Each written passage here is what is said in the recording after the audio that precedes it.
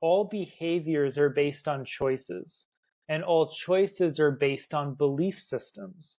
So, really, everything that it gets expressed through the body as a behavior always originates with some belief system of the mind or the psyche, right? So, why do I make the choices that I do that leads to the expression of a behavior that's all rooted in belief systems?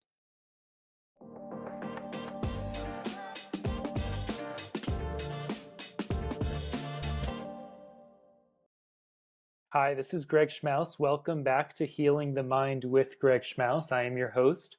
I'm super excited for today's episode, which is the $1,000,000 question, why some people don't heal. Now, this is a question that many coaches, healers, therapists, doctors have explored for millennia. Why some people might heal from an illness or disease and why some others might not. Now, there's many theories, many reasons that we can come up with. And today I would like to explore from my experience over the last decade as a holistic health practitioner and through my own personal healing journey and encountering many of these aspects of myself. I'd like to explore with you what I've come to know on a deep level in terms of the question why some people don't heal. Now, what we're going to start with is a quick differentiation between healing and curing. Holistic medicine is really about healing, which is always root cause oriented. It's bringing the body and the mind back into balance and it's always moving someone into a greater state or sense of wholeness. When it comes to curing is mostly symptom oriented. It's usually alleviating or eliminating a symptom, but it only suppresses the symptom temporarily and very rarely to almost never addresses the actual root cause or the root cause behaviors that may have led to the expression or manifestation of symptoms. So there's a big difference between healing, which is root cause oriented, bringing back into balance and moving towards wholeness, versus curing, which is symptom oriented, always rooted in suppression and rarely addresses root causes or behavior modifications. Now, this is not to say that there's not a time and place for a cure and that there's not a time and a place for symptom management, which there absolutely is. And this usually takes place in acute or traumatic situations. And this is where Western medicine and all that Western medicine has to offer is super valuable. So I don't want to be someone who discounts that or discards that. Now, the truth is, when it comes to chronic conditions, which is really what we're speaking of, we're not really speaking about acute traumatic situations. We're speaking more towards chronic situations, which are where some people heal and some people do not. 95% of symptoms when it comes to chronic conditions are usually an expression of our behaviors or lifestyle choices. Now, it's important to remember that all behaviors are based on choices, and all choices are based on belief systems. So really, everything that it gets expressed through the body as a behavior always originates with some belief system of the mind or the psyche, right? So why do I make the choices that I do that leads to the expression of a behavior that's all rooted in belief systems? Now, when it comes to belief systems and the psyche, this is why understanding archetypes is absolutely essential to understanding choices, behaviors, and how they express in the outer world. Because archetypes are the language of the psyche. Archetypes are really the core roles and core patterns that we play out in expression and in relationship to self and other in the world. And so archetypes are really the roots of all of these belief systems, choices, and behaviors that leads to either health or dis-ease. So why some people don't heal versus why some people do heal, understanding archetypes is really how we understand that question and are able to answer that question.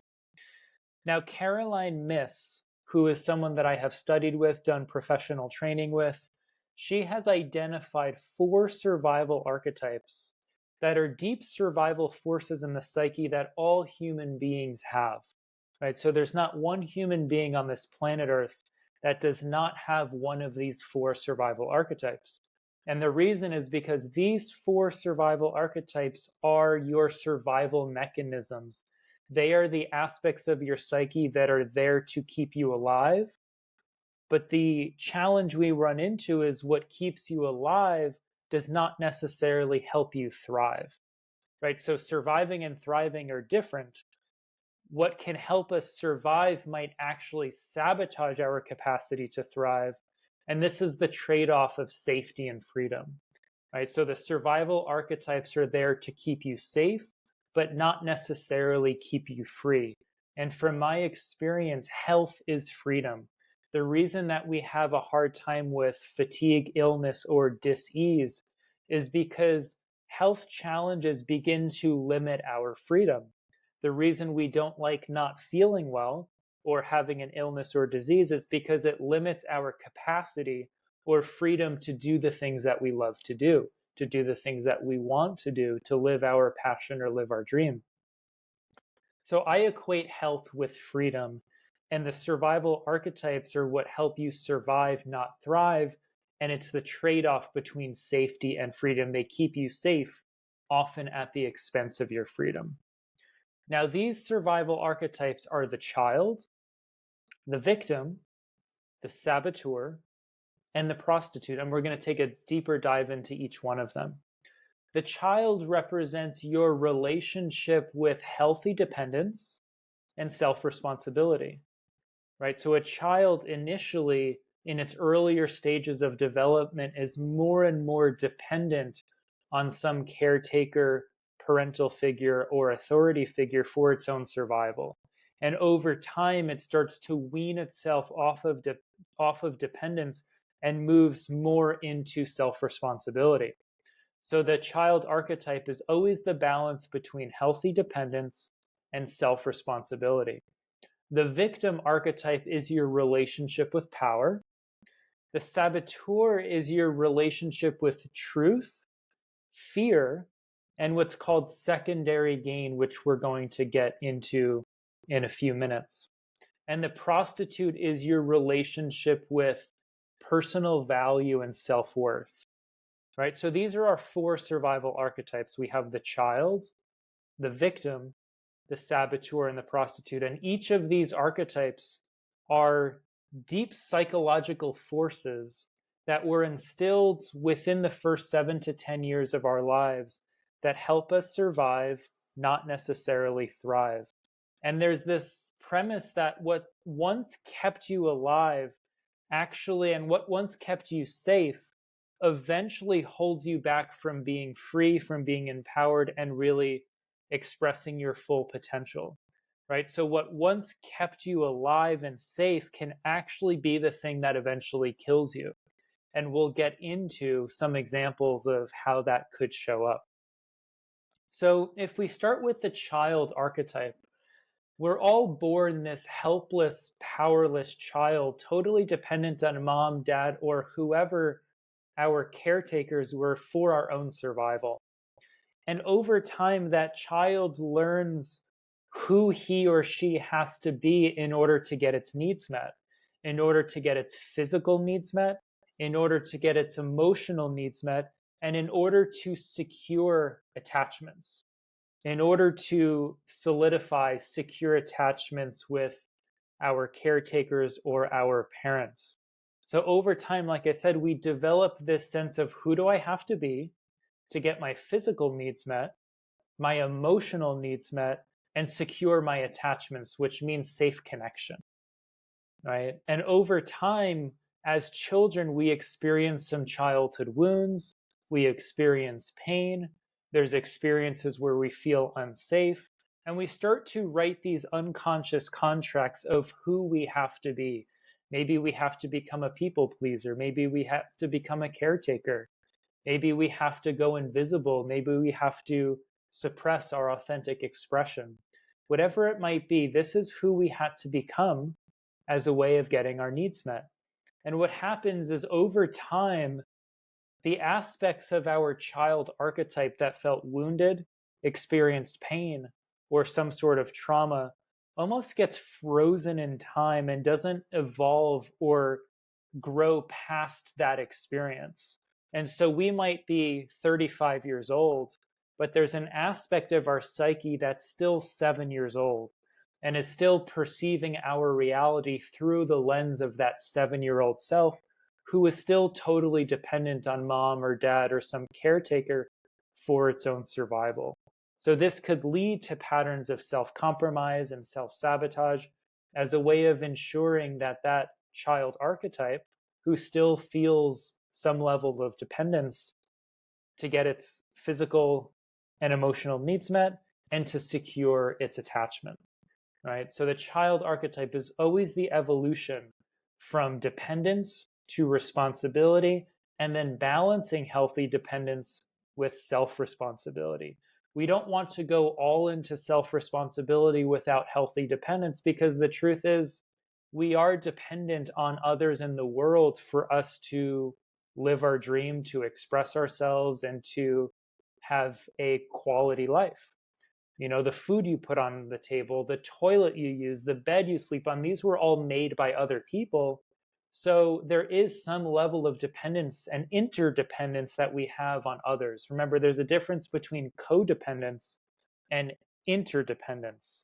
So from my experience, we actually go from codependence to independence and then into interdependence, right? So codependence is really the child who's still totally dependent on the other. Then, as we individuate and differentiate, the child wants to do everything itself to gain the independence. But then we arrive at this balance between healthy dependence and self responsibility. And we move into phase 3, which is interdependence, which we realize that we can't be here without the whole universe. We can't be here without others. And in order for us to have and live our dream, like Paul Chek says, we must have a dream team. And those are the people that support each aspect of our life, whether it's someone that works for us, our spouse, someone who cooks for us, someone who manufactured the toilet that we utilize, the bed that we sleep on. Like I said earlier, there's always some level of interdependence, that the computer that I'm recording on right now was made by someone else. So you see the balance of healthy dependence, self-responsibility, and moving towards interdependence. Now, a lot of the reasons that some people don't heal is the child archetype and the inner child is still wanting to feel taken care of by others. So it doesn't take responsibility for its choices. It outsources responsibility to some authority figure or caretaker, whether it's a doctor, a therapist, a parent, a spouse. And we end up not taking ownership for our choices. It's always someone else's fault, or whenever we make a mess, it's someone else's responsibility to clean it up. So healing the child archetype is essential, because one of the reasons why some people don't heal is they're still unconsciously in the child archetype, wanting someone else to be responsible for their life, and therefore don't take responsibility for their own choices. So this is the child archetype. The next is the victim archetype, which I said is your relationship with power. So the victim, in its shadow expression, gains a sense of power by being powerless, paradoxically. It gains a sense of power and control by playing a powerless role. And you can hear this paradox, but I'll give you a few examples. A lot of times the victim plays this powerless role as a way of attracting a rescuer, attracting a caretaker, or maybe as a way of gaining more empathy and compassion from people. For example, when we're children, a lot of times when we're sick, or maybe we're staying home from school, or we have an illness, there's a part of us that actually feels more cared for by our parents, by our primary caretakers, or whoever is showing up for us. There's a part of us that feels more loved, more attended to, and we receive more empathy and compassion. So this sense of powerlessness is actually a source of power, because we feel like we can manipulate certain circumstances as a means of getting emotional needs met. So we gain power by being powerless. We gain power and control by playing a powerless role. For example, when I was a child, anytime I was in pain, my mom would take me to my father's office, who was an orthopedic physician, and I would get the best treatment from my father, his partners, his nurses. So there's a part of me that said, when I'm in pain, I get more love from my father. So the victim in me associates being in pain with getting my emotional needs met from my father.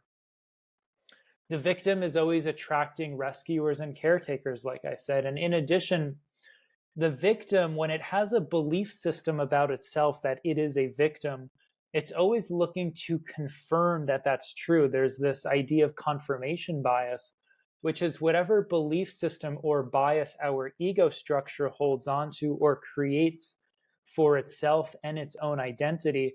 We're always looking in the outer world to find evidence that that's true and to confirm the validity of it. This could be, in the ways in which we seek out information, things that we search on the internet. It could be cultural, religious, political. It could be related to our genetics. Whenever we have health challenges, if we are in the victim archetype, we might feel as though we're a victim of our genetics and feel powerless in the sense that, oh, there's nothing I can do to shift or change my circumstances. But we know that's not true, because for the most part, genes are really just like light switches, and the environment is what turns the light switches on and off. So if you look into epigenetics, it really counters that idea of us being a victim of our own genetics. But you could see how the victim archetype, whenever we feel powerless, and whenever we're getting our needs met from that powerless role, we have a lot of, we're gaining a lot from our illness. We're gaining a lot from our dis-ease or our fatigue or whatever it might be, whether it's through attracting rescuers and caretakers, getting more empathy and compassion, or feeling as though we have an out in terms of taking responsibility. If it's just my genetics, I don't need to change my choices or behaviors. I don't need to change my diet or lifestyle. If it's someone else's fault and I'm the victim of my circumstances, if it's life's fault, if it's my spouse's fault, if it's God's fault, if it's, whatever it might be, then I'm not the one responsible for my creation. So the victim always outsources responsibility and creation, just like the child does, and therefore, once again, does not take responsibility, does not take ownership. So you can see the first two archetypes, why some people don't heal: unconscious child archetype and unconscious victim archetype. The next archetype that we're going to go into is the saboteur. The saboteur is your relationship with truth. The saboteur is your relationship with fear, whatever your deepest core fear is. And the saboteur is your relationship with what's called secondary gain. Secondary gain is the part of you that benefits from pain, the part of you that actually benefits from not healing, benefits from the addiction, etc., etc.